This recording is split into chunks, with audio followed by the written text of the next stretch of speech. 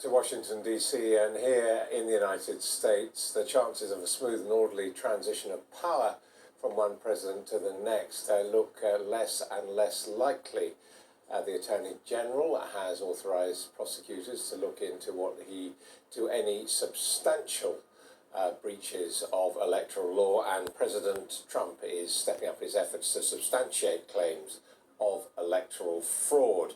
On the other hand, President Joe Biden continues to be in the lead as votes are counted in the state of Georgia, and also he is getting on with plans for a transition to take over the presidency in January. So what's really going on? Joining me now is the Republican strategist, Erin Elmore. Erin, thank you very much indeed for being with us. We haven't seen anything like this before from a US presidential candidate. What is the strategy? Well, I think, first of all, the problem was these mail-in ballots, and that was an initiative pushed very fervently, if you will, by the Democrat Party. And to them, I say, you reap what you sow. Having said that, everyone in America and the world at large needs to understand something. Joe Biden is not the president-elect of the United States. Right. First, the Secretary of State of each state has to certify the election. Then the Electoral College has to meet, and then they vote. Then you have a president-elect.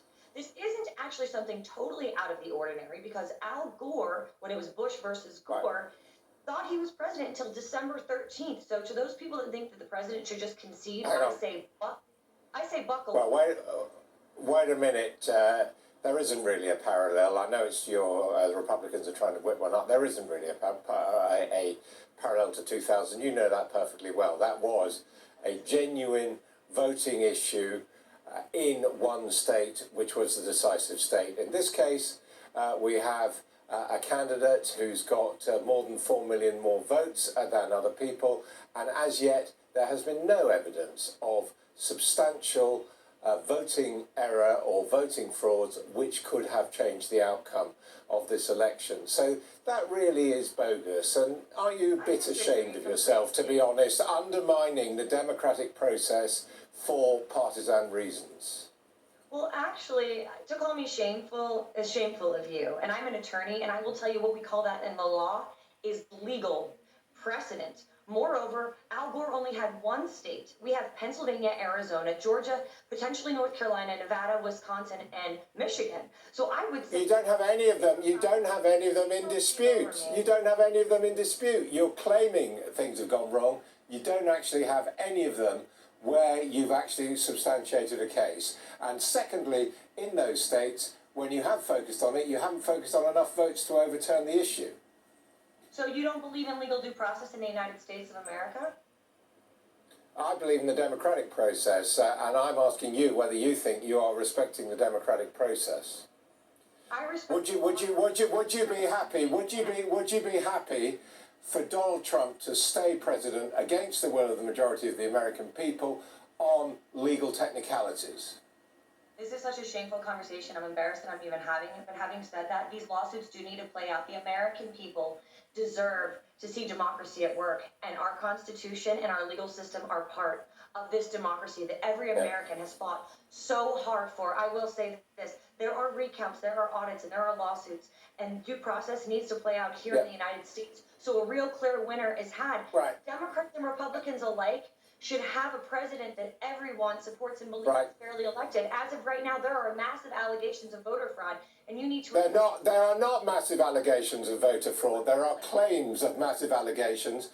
There are not massive allegations. There are a few individual cases, but there are not massive allegations. And again, it is wrong to tell the world that that is the case. And what is more, you know perfectly well that when the states do certify the results, which they're probably going to do in the next couple of weeks, that's game over. You can't overturn certified state results, can you? No one is arguing who the winner should be. The American people deserve... You are. You've just said Joe Biden. You've just told me Joe Biden is not the winner. So you are arguing it. Don't say you're not arguing it. You are. He is, darling, I told you that he is not the president-elect of the United States, which he is not. He has not been certified by each state, Secretary of State, and the Electoral College has not met yet. So if you want to be a proper Brit and be technical, those are the technicalities. You know, everyone. Okay, he is recognised as the president-elect by Republican President, former Republican President, no, and by former Republican President George W. Bush, by admittedly Democratic President Bill Clinton, by 4 US Republican senators, and by Democratic senators. Look, it's not a question.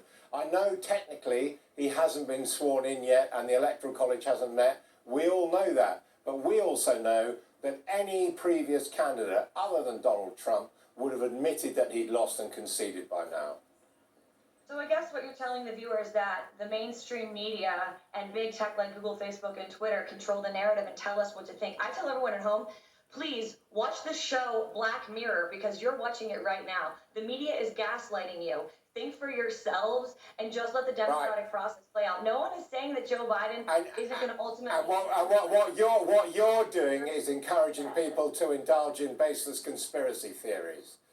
And I put it to you again, as someone, an attorney at law, I find that an extremely regrettable thing for you to be doing. Well, I hope you are never charged with a crime, because if so, you would be convicted and guilty, because no due process is entitled to anyone. Now is it? Do you listen to yourself ever and think, does anyone really believe what I'm saying?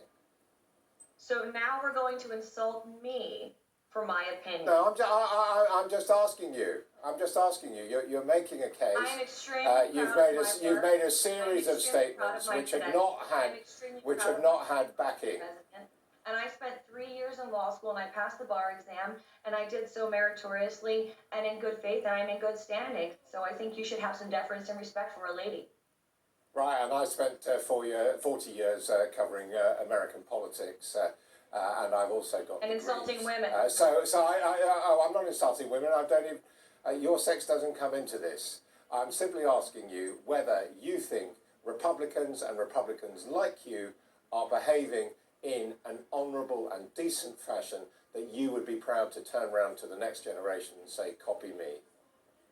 I would want every American to say, hey, we should have a constitution that means something from 1776.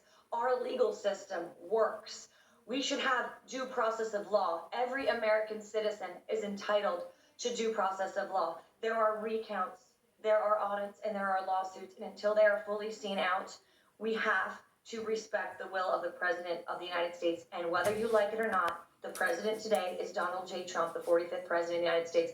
I do not know who will be the 46th president, and it is really not my opinion to say who it will be, but I will tell you, we deserve transparency in elections. We deserve to see this process at work, and only one party wants that, and that's the Republican Party. Elections done in secrecy are bad for Democrats and Republicans and our republic alike. It doesn't sound as if, in the end, you're confident that this legal misery you're putting America through is going to result in your winning anyway. To be honest, let's take Donald Trump out of the equation. I know your vitriol and hatred for him is apparent. I've this expressed is about no fairness for opinion. everyone. Oh, if you haven't expressed an opinion, then I have green hair. Having said that, I think every American deserves transparency in this process, and it has to play out because this election is impacting Republicans.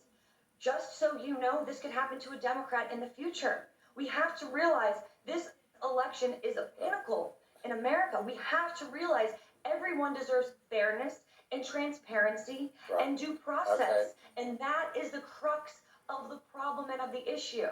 Until these results are certified, Joe Biden is not the president of the United States, and that is a plain and simple fact in black and white. I know you're. Well, I seem to remember the last few Democratic defeated candidates for the presidency conceded gracefully. We'll just leave it there. Thank you very much indeed, Erin Elmore. Thank you for your kindness. Well, let's go back to Gamal.